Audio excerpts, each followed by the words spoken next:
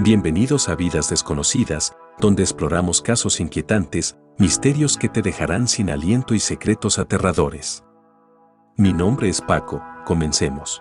Hoy te hablaremos de un caso muy polémico ocurrido en la Ciudad de México, el caso de Leonardo Avendaño, de 29 años. Un seminarista universitario que fue asesinado el 12 de junio del 2019. Encierra una trama donde se involucra sexo con sacerdotes católicos, fotografías sexuales comprometedoras y extorsión. Ven y adéntrate a lo más profundo de este caso. Cronología breve del caso. El martes 11 de junio de 2019 se registró la desaparición de Leonardo Avendaño. Josué, su hermano, recibió una última llamada alrededor de las 11 de la noche, en la que le avisó que se iría a la casa parroquial Cristo Salvador, ubicada en la alcaldía de Tlalpan. Y ahí pasaría la noche. Al día siguiente, Josué Avendaño, hermano de Leonardo, se comunicó con el padre Francisco Javier para saber de su hermano, pues no lo había podido localizar durante toda la mañana, pero el sacerdote le comunicó que éste no llegó a la casa parroquial. Ese mismo día 12 de junio, las autoridades de Ciudad de México localizaron el cadáver de Leonardo en un despoblado de la colonia Héroes de 1910, en la alcaldía de Tlalpan. La víctima fue encontrada en el asiento trasero de una camioneta de su propiedad, y el cuerpo estaba tapado con un cobertor, sin rastros de lesiones por arma de fuego. Sin embargo, se detalló que el cuerpo presentaba varios golpes.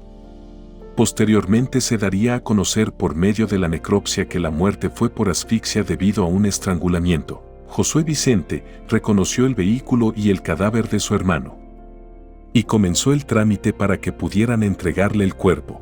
Ya para el día 13, pero por la noche, personas cercanas velaron al joven asesinado. En esa misma ceremonia estuvo presente el sacerdote Francisco Javier Bautista. Día 14 de junio, el cuerpo de Hugo Leonardo fue trasladado hasta el Templo de Cristo Salvador para llevar a cabo la misa de cuerpo presente, donde se dieron cita medios de comunicación, compañeros de universidad, amigos y familiares. La misa fue celebrada por el sacerdote Francisco Javier. Posteriormente el cuerpo fue llevado para que fuera incinerado. Josué Vicente recalcó que su hermano no tenía enemigos y pedía justicia para su hermano. Ese fin de semana también se pronunciaron la Universidad Intercontinental donde estudió Leonardo, y exigió a las autoridades de la capital que se indagara, encausará y castigará a los responsables del homicidio. El cardenal Carlos Retes también se pronunció y pidió garantizar las condiciones de seguridad para todos los ciudadanos. Asimismo, Claudia Sheinbaum, jefa de gobierno, exigió mayores esfuerzos a su gabinete de seguridad para saber qué ocurrió en el caso Leonardo Avendaño Chávez, y en el de otro estudiante asesinado también por las mismas fechas, Norberto Ronquillo. Posteriormente, el 17 de junio, la PGJ aseguró tener avances en el caso de Leonardo Avendaño. Sobre el homicidio del joven seminarista, la fiscal general Ernestina Godoy confirmó que la indagatoria se centró en el entorno de los sacerdotes y de la misma parroquia. Ese mismo día, estudiantes de diferentes escuelas públicas y privadas lanzaron un video para exigir justicia por Leonardo Avendaño. Justicia para Leo y para los miles de desaparecidos en todo el país. Ya para el miércoles 19, elementos de la Procuraduría General de Justicia de la Ciudad de México detuvieron al padre Francisco Javier, tras revelar que había muchas inconsistencias en sus declaraciones, además de que la Procuraduría tenía abierta una línea de investigación donde el sacerdote estaba implicado. En fechas posteriores se anunció formalmente la vinculación a proceso del sacerdote Francisco Javier Bautista, señalado como presunto asesino del seminarista Leonardo Avendaño Chávez, de 29 años. Ante este suceso, parroquianos de la Iglesia Cristo Salvador se manifestaron afuera de la Procuraduría exigiendo la libertad inmediata del párroco. Llevaron pancartas y mantas. Los fieles aseguraban que el religioso es inocente y pidieron a la Procuraduría Capitalina no fabricar culpables. La Procuraduría General de Justicia de la Ciudad de México investiga la posibilidad de que, en el asesinato de Leonardo Avendaño, ocurrido el 12 de junio, exista una trama que involucra sexo con sacerdotes católicos, fotografías sexuales comprometedoras y posible extorsión a los sacerdotes. La indagatoria fue confirmada por fuentes relacionadas con el caso dentro de la misma institución. Esta línea de investigación surge luego de que se encontrara en el departamento de Leonardo, que días antes acababa de rentar. Se encontró en sus pertenencias un iPad, pero también a los procedimientos informáticos los agentes pudieron tener acceso al contenido. Fue entonces cuando encontraron fotos muy comprometedoras de por lo menos 3 sacerdotes, pero hay más elementos que vinculan al sacerdote. Luego de localizar la ubicación del celular del joven Leonardo Avendaño, las cámaras de vigilancia y los arcos de seguridad de la Ciudad de México, que leen datos de objetivos específicos, se ve parte del momento en que Leonardo sale de su departamento la noche del 11 de junio. Ahí estaba también un amigo al cual le dijo que dormiría en la parroquia de Cristo Salvador. Esta persona dijo a las autoridades que Leonardo se fue del departamento con ropa extra. De acuerdo a las investigaciones se pudo dictaminar que Leonardo sí estuvo en la parroquia durante 4 horas aproximadamente, de acuerdo con las cámaras de seguridad. También se observó que el automóvil de Leonardo salió rumbo a la carretera Picacho-Ajusco, donde sería encontrado muerto con signos de asfixia. 13 minutos después se observa que llegó otro automóvil que abordó el sacerdote Francisco Javier, y se fueron para el mismo rumbo que la camioneta de Leonardo, lo que indica en la participación de otra persona. Otro de los datos contundentes fue la geolocalización del celular de Leonardo, que no fue encontrado junto a su cuerpo, ni en la parroquia en la que estuvo antes, sino que apareció en otra parroquia, cuyo nombre y domicilio están bajo reserva. La hipótesis de extorsión se reforzó con este detalle, ya que posiblemente los homicidas dieron por hecho que las fotografías y videos íntimos estaban guardados ahí en su celular. La Procuraduría en conferencia de prensa dijo: "Lo que nosotros estamos investigando y tratando de confirmar es que el joven asesinado extorsionaba a los sacerdotes. Tenemos información que por conductas inapropiadas, el hoy difunto fue expulsado de varios seminarios. La hipótesis judicial es que el joven seminarista había ya extorsionado al sacerdote en varias ocasiones. Fue ese día donde posiblemente el sacerdote se vio acorralado y citó a Leonardo en aquel despoblado para, posiblemente ahí darle el dinero. Se cree que el sacerdote asesinó a Leonardo en el coche asfixiándolo con una bolsa. El cuerpo fue encontrado en aquel paraje, cubierto con una cobija y una bolsa.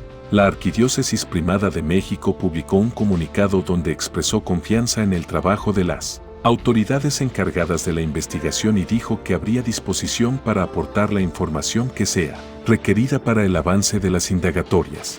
Luego de que se filtró la existencia de fotografías sexuales y videos comprometedores de sacerdotes, se dio otro mensaje dirigido a los sacerdotes de la Arquidiócesis de México, firmado por José Antonio Carballo, vicario episcopal de la sexta zona pastoral a la que pertenecía el sacerdote Francisco Javier Bautista, y señalaron: "Todos en la arquidiócesis nos encontramos entristecidos y preocupados en relación con la evolución de la investigación ministerial que llevan a cabo las autoridades de la Procuraduría General de Justicia de la Ciudad de México y que han involucrado a nuestro querido hermano, el padre Francisco Javier". El juicio se prolongó debido a la pandemia, pero finalmente el día 8 de abril del año 2021 se dio sentencia. El padre Francisco Javier Bautista fue condenado a 27 años y 6 meses de cárcel por el asesinato del joven seminarista Leonardo Avendaño, de 29 años de edad. Josué Avendaño, hermano de la víctima, informó que el párroco no habló durante la audiencia en donde le dieron sentencia. También explicó que no se reveló el motivo por el cual el religioso asesinó a la víctima, pues en este nuevo proceso solo se indaga si una persona es culpable. En caso de que sea así, se le da sentencia. El párroco no obtuvo ningún beneficio, pues las pruebas vertidas por la fiscalía fueron contundentes en su contra, por lo que fue declarado culpable por el homicidio del diácono ocurrido en junio del 2019. Un juez también puso una reparación del daño por 422,450 pesos, aproximadamente unos $21,200, que deberá pagar a la familia. Ante este hecho, el padre Francisco Javier mandó un audio a sus feligreses y seguidores. Les saludo a todas y a todas las personas que han estado conmigo en todo este proceso. Y querida familia, les digo, queridos hermanos fieles, les envío este mensaje para que tengan paz, serenidad y mucha confianza en el Señor, para que esto pronto pueda terminar. El tiempo es de Dios, no nos pertenece a nosotros. Lo que ustedes ven ahora en las noticias y que nos están bombardeando de una forma indiscriminada, lo que anuncian, pues están movidos por Josué, ¿verdad? Que tiene mucho odio en su corazón, y a él envenenaron su corazón contra mí. Por eso, contra él, solamente oren por él para que sane de su alma, de su corazón, que está muy dolido, sí, y que pues le han envenenado su corazón contra mí. Lo que anuncian los medios, pues no dice toda la verdad, sino está manipulado, y quizás ellos no se han dado cuenta. Ciertamente terminamos una etapa en este proceso, otros caminos que tenemos que recorrer, como puede ser la apelación, como puede ser el amparo. Así que entonces esta sentencia que me dieron, no tuvieron ellos pruebas que me condenaran, no tuvieron evidencias plenas, sino solamente indicios, que quiere decir dudas, pues no existe una sola prueba como testigos, huellas, videos, fotografías que me señalen la siguiente etapa, que se llama de apelación, o sea, de que no estamos de acuerdo con la sentencia que nos dieron, y vamos a demostrar por qué todas las violaciones y todas las cosas que hicieron en el proceso. Por eso los exhorto a mantenerse en oración, en gracia y en comunión, llenos de paz, ¿verdad? Y ya teniendo a Cristo por delante. Yo no estuve en ese lugar donde llegó este muchacho. Yo estaba en mi recámara durmiendo, ¿verdad? Y los medios dicen que llegó conmigo. Pues no, ¿verdad? Mándenle fotografías de todo el terreno, en una panorámica, para que se den cuenta. Dice, aquí llegó fulanito y acá está la casa del Padre. Hay mucha diferencia entre un lugar y otro. Entonces nunca estuvo con el Padre, ¿verdad? Entonces, así como dicen que llegó, a nadie le consta, pues también a nadie le consta, ¿verdad? Que se vieron. Solamente es una forma de señalamiento que no es correcto, porque no hay una afirmación. Entonces les pido pues que no pierdan su paz, que estoy bien, estoy tranquilo, estoy confiando en el Señor, y espero que también ustedes estén conmigo y confíen en el Señor, y que no se desesperen y no se desanimen. Los quiero mucho. De acuerdo con sus abogados, ya están preparando su apelación. Ahora, dinos qué opinas de este caso que conmocionó a la sociedad mexicana. Te invitamos a que nos des un like. Y si te gustó este caso, suscríbete a nuestro canal para que puedas ver más contenido como este. Por supuesto, te vemos en otra historia de vidas desconocidas. Gracias.